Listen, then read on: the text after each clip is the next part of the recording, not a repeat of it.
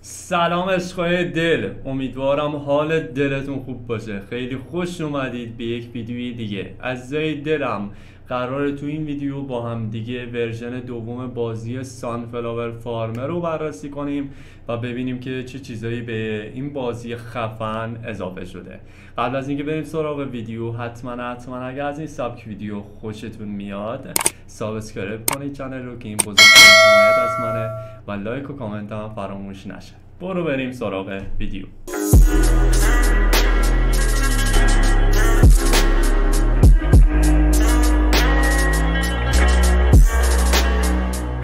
خب عزیزای دلم، قبل از هر چیزی وارد سایت کوین مارکت کپ میشیم. توکن قبلی این بازی که SFF هست رو سرچ میکنیم و از قسمت توکن وارد سایت میشیم. یه چیزی بهتون بگم بچه‌ها، این بازی زمانی که لانچ شد ورژن اولش، سر اینکه خیلی سر صدا کرد و خیلی سر سیو کردن بازی و سر اینجور چیزا مالیات زیادی توی بستر پالیگان رد و بدل میشد.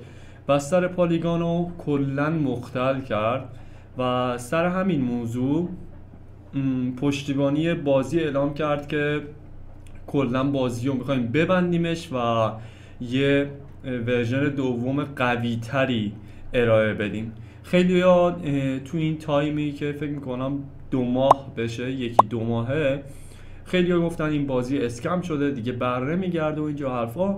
ولی خب بازی پرقدرت برگشت و قراره که توکن جدید این بازی که توکن SFL هست رو 15 آپریل لانچ کنن و دیگه همه بتونن ازش استفاده کنن.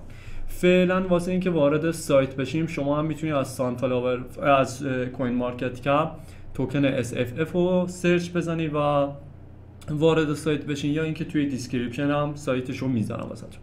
شما وارد سایت بازی که میشید، قبل از هر چیزی واسه اینکه این بازی رو بتونید انجام بدید به یک کیف پول متاماسک نیاز دارید و بستر پالیگان، که بستر پالیگان هم قبلا بهتون گفتم واسه اینکه بستر پالیگان رو بتونید اضافه کنید باید وارد چین لیست بشید و بستر رو اضافه کنید.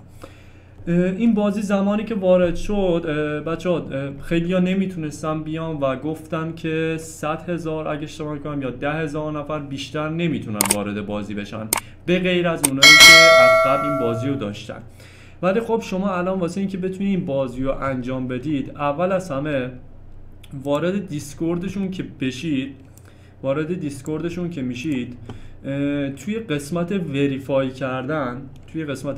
کردن این گلی که اینجا کشیده رو گفته اگه شما با قوانین دیسکورد ما مطلع هستید و اوکی، روی این گل کلیک کنه. شما روی این گل که کلیک کنه که 97,440 نفر هم تا الان کلیک کردن، دیسکوردشون برای شما باز میشه. شما پس از این قسمت وارد دیسکوردشون میشید و وریفای میکنید و دیسکوردشون که کلن واسه شما باز شد، بعد از اون وارد قسمت بتا میشید. وارد قسمت بتا که بشید، شما واسه اولین بار که وارد این بازی میشید حدوداً یک عدد ماتیک از شما کم میکنه. یعنی واسه اینکه شما بتونید این بازی رو انجام بدید، شما باید حداقل 1 عدد ماتیک توی کیف پولتون داشته باشید که این واسه اینه که دونیت کنید به خیریه. واسه خود بازی نیست، جوری که بازی اعلام کرده واسه یه خیریه است این 1 دونه ماتیک. و بعد از اینکه 1 دونه ماتیک رو دونیت کنید به خیریه، میتونید وارد بازی بشید. یه چیزی رو جا انداختم. قبل از این شما وارد این صفحه که بشید، شما قبل از اینکه بخواید دونیت کنید باید اعلام کنید و تایید کنید که بازی دیسکوردشون دارید و توی دیسکوردشون هستین. واسه همون یه دکمه، یک نوشته واسه شما اینجا میاره که شما اون نوشته رو میزنید، لانچ میکنه بازی رو با دیسکورد شما و بعدش این صفحه واسه شما میاد. آیدی شما رو که بهتون داد و دونیت رو انجام دادی، یا وارد فارم خودتون میشید، مزرعه خودتون، یا میتونید از این قسمت فارم رفیقاتون رو بزنید و برید فقط مشاهده کنید که دارن چی کار میکنن. پس یا رو فارم خودتون میتونید برید اونجا. ولی قبل از اینکه برم جلوتر، حتما خیلی مشتاقید که بدونید هدیه‌ای که این بازی به پلیراش داده چیه.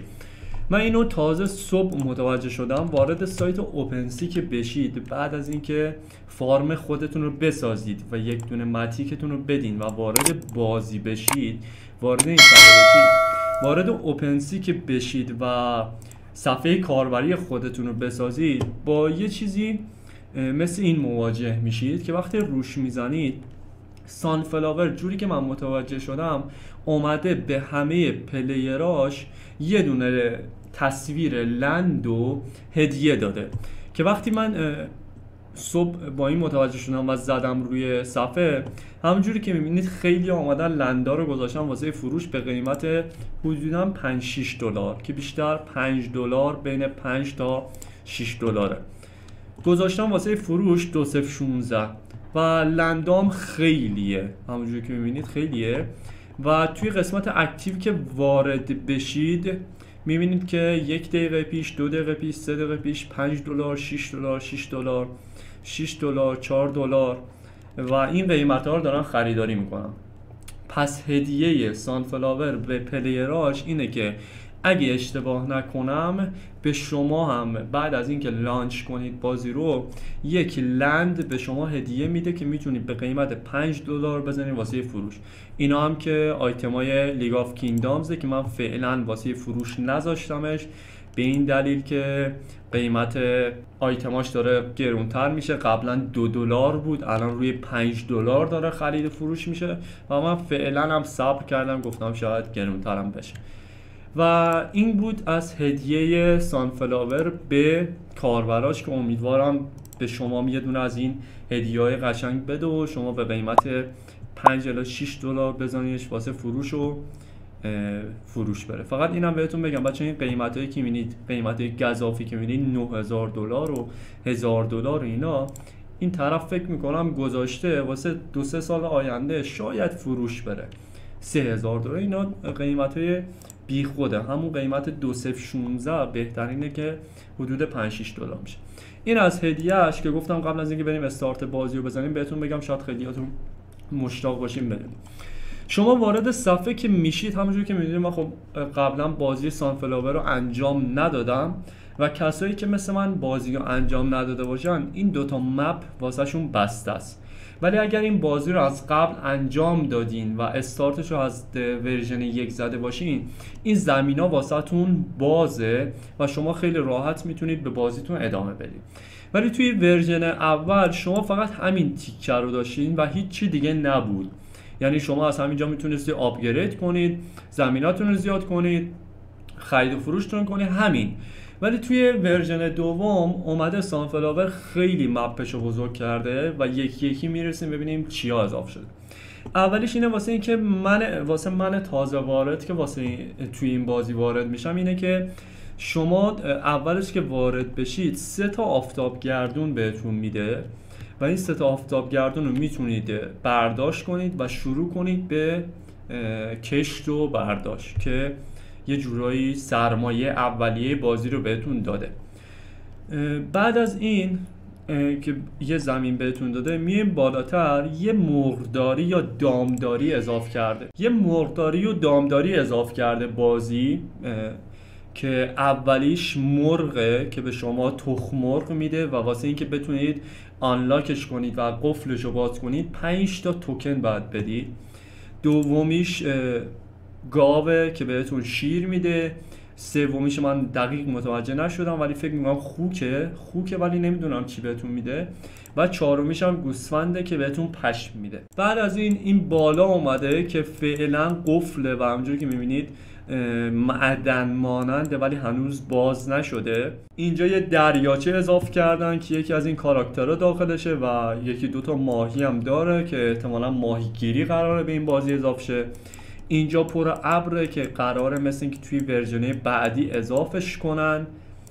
و توی این قسمت کاراکتر شما میتونه چوب ببره، سنگ برداشت کنه، طلا برداشت کنه و اگه اشتباه نکنم آهن. توی این قسمت که وارد میشید اینم بهتون بگم مثل دفعه قبل نیست دیگه. یعنی شما توی ورژن اول می اومدین یه آفتابگردون رو میکاشتین به قیمت 201. وقتی برداشتش میکردید توکن شما میشد 202. بعد وقتی باز از دوباره کشت میکردید و میکاشتینش 201 از شما کم میشد.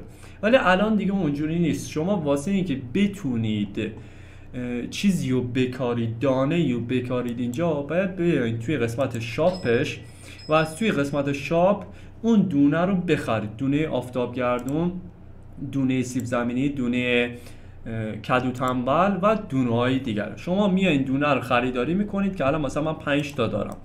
شما دونه رو میایین خریداری کنید و میکاریدش. وقتی بعد از اینکه اون تایم تموم شد و کاشتنش تموم شد، میایین توی این قسمت و توی قسمت فروختن اون آیتمی که دارید رو میذارید واسه فروش، حالا چه یه دونه چه همش. مثلا الان 230 تا آفتابگردون دارم و میخوام همش رو بفروشم.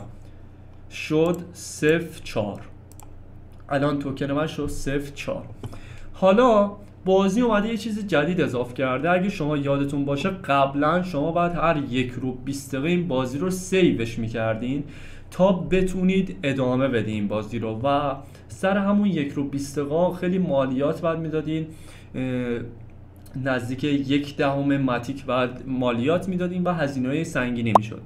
ولی الان بازی اومده میگه آقا شما فقط زمانی بازی رو سیو کنید و ذخیره کنید که دونه های شما تموم شده باشه و یا اینکه بخواین از بازی برید بیرون و مثلا خیالتون بخواد راحت تر باشه. یعنی چی؟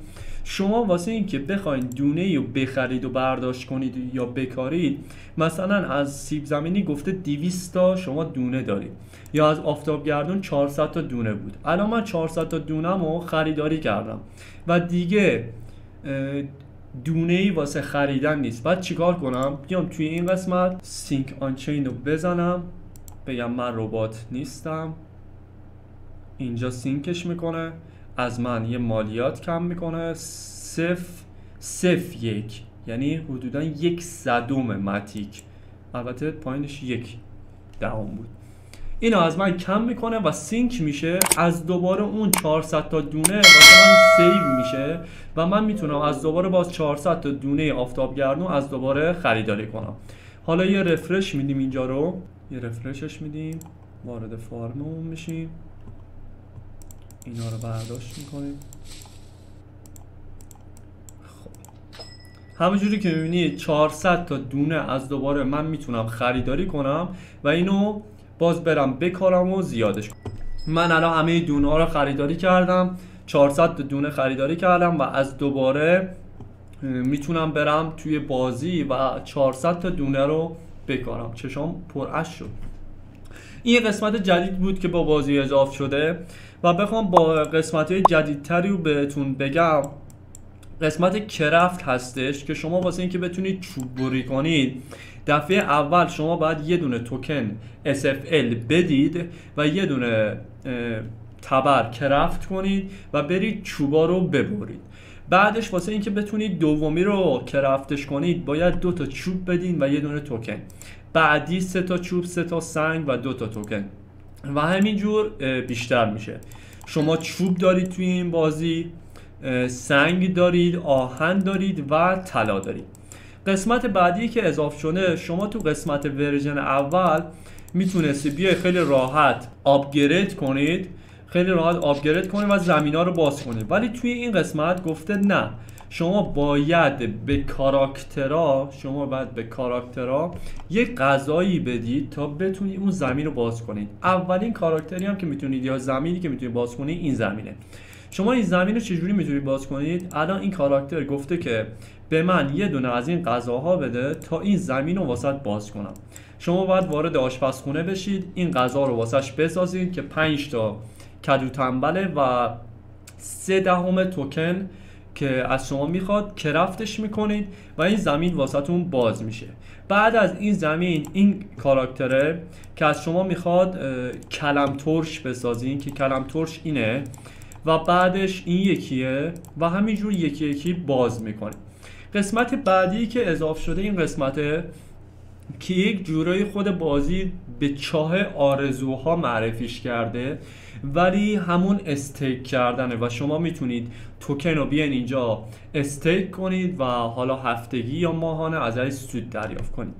قسمت بعدی که اینجا اضافه شده بانک هستش که یک آدرسی به شما داده و شما توکن SFL که 15 آپریل لانچ میشه رو میتونید دیپوزیت کنید تا به این قسمت اضافه بشه یا اینکه از اینجا بیشترا توکناتون رو برداشت کنید ولی از 15 آپریل به بعد. قسمت بعدی اینجاست که پرچمای کشورها رو آورده که پرچم ایران هم هست. شما باید 10 تا چوب بدین و 50 تا آفتاب گردون. حالا میرسیم به قسمت درآمدش که درآمد این بازی از کجاست. بچه‌ها یکی از جاهایی که میتونید از این بازی درآمد داشته باشید همینه که این زمینا رو باز کنید و بعد از اینکه این زمینا رو باز کردین خب بیاین دونه بکارید برداشت کنید و یه سودی برداشت کنید. دومین چیزی که میشه از این بازی درآمد داشت این دامداریشه که شما میتونید تخم مرغ، شیر و پشم و اینجور چیزا رو بفروشید. و سومین چیزی که به نظرم از همش جالبتره که شما میتونید توی اوپن سی واسه خرید و فروش بذارید این آیتمای ریرشه که آیتمای ریر رو مثلا این آیتم ازش 50,000 تا دیگه مونده شما باید 100 خوشه گندم بدید 50 تا چوب و 10 تا توکن SFL و این آیتم رو بسازید. حالا اگه خواستید ازش استفاده کنید نخواستید برید توی اوپن سی بذاریدش واسه فروش. هم توی این قسمت ریر داریم آیتمای ریر داریم و هم توی این قسمت مثلا بعضی از آیتما مثل این آیتم خیلی الان جذابه 5000 تا چوب میخواد از شما یه دونه از اینا میخواد یه دونه از این آیتما میخواد و یعنی شما باید اول این آیتمو بسازی 200 تا چوب بعدش این آیتمو که 500 تا 700 تا چوب و 150 تا توکن باید بدین و بعدش این آیتمو بسازید که 5000 تا چوب میخواد و این آیتم به شما بدون این که شما تبری داشته باشید واسهتون خودش چوب میبره سنجابه چوب میبره. حالا از هر آیتمی تعداد محدودی وجود داره و بعد از اینکه این تعداد تموم بشه مطمئنا قیمت اینا بالا میره. مثلا از این آیتم 300 تا وجود داره و بعد از اینکه این آیتم ها تموم بشه قیمتاش میره بالا. مثلا نگاه کنید این بنده خدا الان این آیتم رو گذاشته واسه فروش و به قیمت $108 حدوداً به قیمت میشه گفت 3 میلیون. همین آیتم رو گذاشته به قیمت 3 میلیون واسه فروش. یا مثلا بزنیم ببینیم چیز دیگه ای داره یا این آیتمو به قیمت $10 یا هر آیتم دیگه ای که ازش کم شده باشه میتونید بیاین و خریداری کنید یا اینکه خریداری کنید یا اینکه خودتون سریعتر این بازی رو شروع کنید مینت کنید اون آیتم ها رو به دست بیارید و بزنینش واسه فروش. و دیگه جای دیگه نمونده. اگر سوالی چیزی بود حتما توی کامنت ها بپرسید یا توی کامیونیتی خودم اینستاگرام دیسکورد ازم سوال کنید حتما جوابتون رو میدم تا اگه چیز دیگه جا مونده بود بهتون اعلام کنم. حالا یه پارت دوم این بازی حتما داره که زمانی که من خودم میخوام یه کوچولو سرمایه گذاری کنم یه خیلی کوچولو در حدی که زمینه‌مو باز کنم و دامداریمو باز کنم تا ببینم درآمد این بازی میارزه یا نه. خب عزیزای دلم اینم از بازی سانفلاور فارمر. امیدوارم که کامل واسهتون بررسیش کرده باشم و امیدوارم از این ویدیو هم خوشتون اومده باشه. لایک و کامنت فراموش نشه. هر روز پرسیدتر از دیروز.